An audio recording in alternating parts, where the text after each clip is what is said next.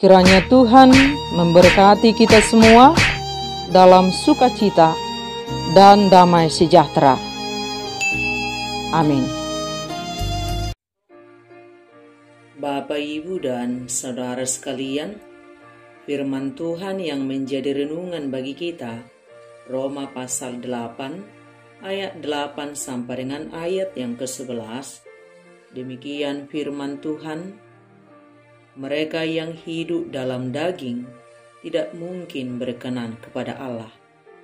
Tetapi kamu tidak hidup dalam daging, melainkan dalam roh, jika memang roh Allah diam di dalam kamu. Tetapi jika orang tidak memiliki roh Kristus, ia bukan milik Kristus. Tetapi jika Kristus ada di dalam kamu, maka tubuh memang mati karena dosa, tetapi roh adalah kehidupan oleh karena kebenaran. Dan jika roh Dia yang telah membangkitkan Yesus dari antara orang mati diam di dalam kamu, maka Ia yang telah membangkitkan Kristus Yesus dari antara orang mati akan menghidupkan juga tubuhmu yang fana itu oleh roh-Nya yang diam di dalam kamu. Demikian firman Tuhan. Bapak, Ibu, dan saudara sekalian, hidup kita ini adalah perjalanan yang harus memilih.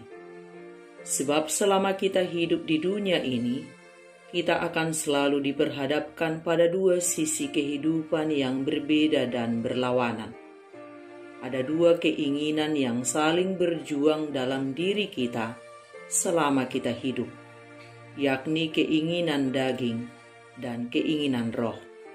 Kedua keinginan tersebut bertentangan satu dengan yang lainnya, dan kecenderungan manusia adalah mengikuti keinginan daging daripada mengikuti keinginan roh atau mengikuti kehendak Tuhan.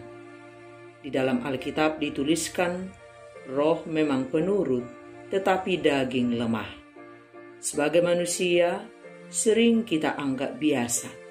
Akibatnya kita selalu dikuasai oleh keinginan daging yang melahirkan berbagai pertikaian dan kejahatan. Paulus mengingatkan bahwa hidup menurut daging jangan dianggap sepele dan dianggap biasa-biasa atau tidak apa-apa. Oleh karena itu penting menentukan pilihan.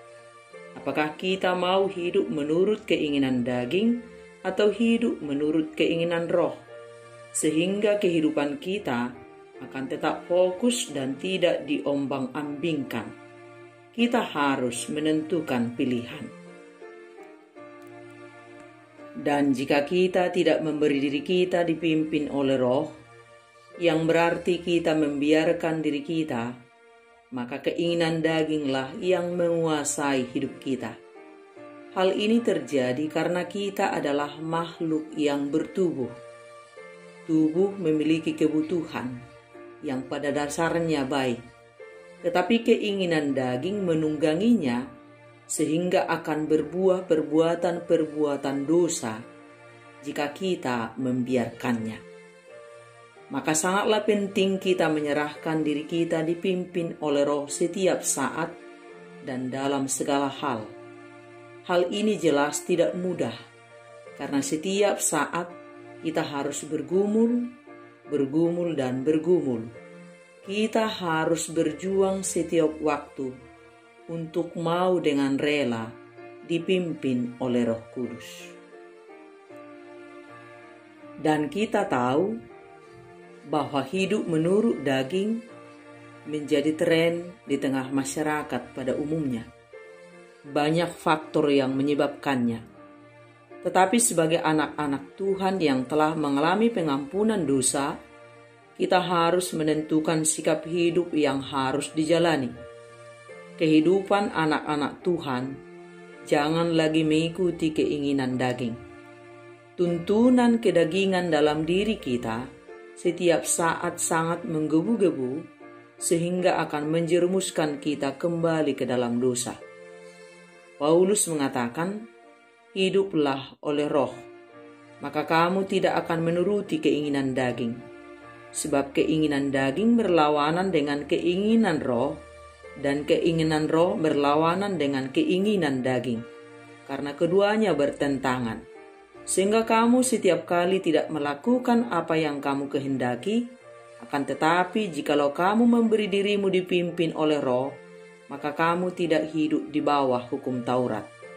Perbuatan daging telah nyata, yaitu percabulan, kecemaran, hawa nafsu, penyembahan berhala, sihir, perseteruan, perselisihan, iri hati, amarah, kepentingan diri sendiri, percederaan, roh pemecah, kedengkian, kemabukan, pesta pora, dan sebagainya. Terhadap semuanya itu kuperingatkan kamu, seperti yang telah kubuat dahulu, bahwa barang siapa melakukan hal-hal yang demikian, ia tidak akan mendapat bagian dalam kerajaan Allah. Tetapi buah roh ialah kasih, sukacita, damai sejahtera, kesabaran, kemurahan, kebaikan, kesetiaan, kelemah lembutan, penguasaan diri. Tidak ada hukum yang menentang hal-hal itu. Barang siapa yang menjadi milik Kristus Yesus, ia telah menyalibkan daging dengan segala hawa nafsu dan keinginannya. Jikalau ia hidup oleh roh, baiklah hidup kita juga dipimpin oleh roh, dan janganlah kita gila hormat, jangan kita saling menantang dan saling mendengki.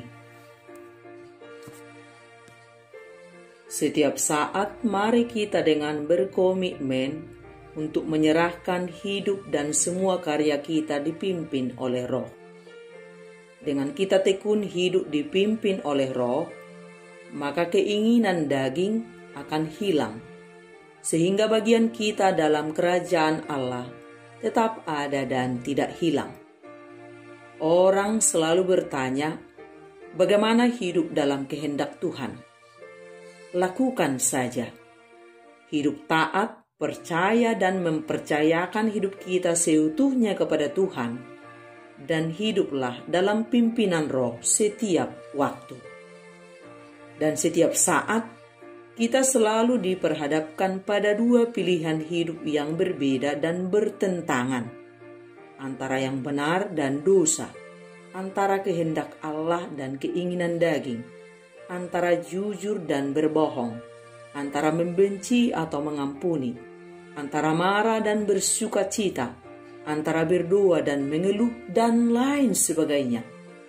Setiap waktu kita mengalami peperangan rohani dalam setiap perkara hidup yang sedang kita jalani, dan dalam hal ini sangat penting bagi kita untuk menentukan kekuatan mana yang kita pilih, kekuatan daging atau kekuatan roh. Misalnya, saat kita bertemu dengan orang yang sangat menjengkelkan, apakah kita meresponnya dengan kekuatan daging atau kekuatan roh? Saat kita meresponnya dengan kekuatan daging, kita akan marah dan membencinya. Akibatnya kita jatuh ke dalam dosa. Tetapi saat kita meresponnya dengan kekuatan roh, kita akan mengampuninya tanpa harus merusak sukacita kita, tanpa perlu kehilangan damai sejahtera di hati kita, dan kita tidak jatuh ke dalam dosa. Jadi akan sangat jauh berbeda buah yang kita hasilkan saat kita hidup dipimpin oleh roh. Kita tidak pernah kehilangan apapun saat kita hidup dipimpin oleh roh. Bahkan sukacita kita semakin dipenuhkan, damai sejahtera kita semakin disempurnakan. Saat kita hidup dipimpin oleh kedagingan kita yang rugi. Kita kehilangan sukacita, kehilangan damai sejahtera, dan menjadi jatuh ke dalam dosa. Tak ada kebenaran dalam diri orang yang hidup dalam kedagingan, dan tidak ada kebahagiaan dalam diri orang yang hidup dipimpin oleh kedagingan. Akan selalu kekurangan dan akan selalu kekurangan.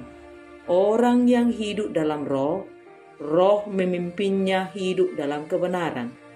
Orang yang berbahagia adalah orang yang benar. Hidup dipimpin oleh Roh adalah hidup yang dipenuhi oleh Roh Kudus. Dalam artian, orang percaya terus-menerus berjalan di dalam Roh. Hidup dipimpin oleh Roh berarti hidup sesuai dengan kehendak Tuhan, hidup dalam kebenaran Kristus. Roh Kudus sebagai Roh kebenaran memimpin kita pada kehendak Tuhan. Dan sebagai anak-anak Allah yang telah dimerdekakan dari dosa, pilihlah kehendak Tuhan setiap waktu. Dengarkan dan menangkan suara Roh Kudus di hatimu. Roh Kudus menuntun kita pada hidup kudus. Dan tanpa Tuhan, kita tidak pernah punya kemampuan hidup dalam kebenaran, hidup dalam kekudusan. Kita harus menyerahkan hidup kita seutuhnya kepada pemeliharaan Tuhan, supaya kita dituntun pada hidup yang benar, pada hidup yang kudus. Tanpa Tuhan, kita akan dikendalikan kedagingan kita dan akan selalu hidup dalam dosa. Daging adalah keberadaan kita sebagai manusia dengan segala kelemahan dan kecenderungan untuk berdosa. Daging memiliki keinginan yang sudah dirusak oleh dosa. Daging yang lemah dan berdosa akan selalu menuntun kita kepada berbagai perbuatan jahat yang tidak diterima dalam kerajaan Allah. Dan perjalanan kita akan sangat indah saat kita mau berjalan dengan Roh Kudus. Kehadiran Roh Kudus mengatur cara hidup kita yang benar menurut standarnya Tuhan. Sebab kemerdekaan kita di dalam Kristus tidak berarti kebebasan mengikuti keinginan daging. Orang percaya harus hidup oleh Roh, berjalan dengan Roh, dipimpin oleh Roh, dan karenanya menghasilkan buah Roh. Yang menjadi soal, apakah Anda menyerahkan diri Anda dipimpin oleh Roh dengan membangun relasi dengan Allah setiap waktu, taat kepada firman-Nya dan mengikuti pimpinannya dan mengalami buah Roh yang dihasilkan dalam kehidupan kita? Atau apakah Anda masih bergantung kepada daging untuk rohani Anda dengan mengandalkan diri kemanusiaan Anda sendiri? Anda rajin ke gereja, Anda rajin melayani, tetapi masih hidup dipimpin oleh kedagingan. Dan perlu kita ingat, kita tidak bisa melakukan apapun yang menjadi kehendak Tuhan melalui diri kemanusiaan kita. Kita harus bekerja sama dengan Tuhan melalui Roh Kudus. Tubuh kita yang berdosa, saat kita mau bermitra dengan Tuhan, saat kita mau bekerja sama dengan Tuhan, saat kita mengizinkan Tuhan hadir dalam diri kita, Tuhan akan pulihkan hidup kita dan kita dipakainya seturut dengan kehendak-Nya. Dan saat kita mengasihi Tuhan dengan sungguh-sungguh, kita akan hidup dengan sepenuh hati kita dalam pimpinan Roh Kudus.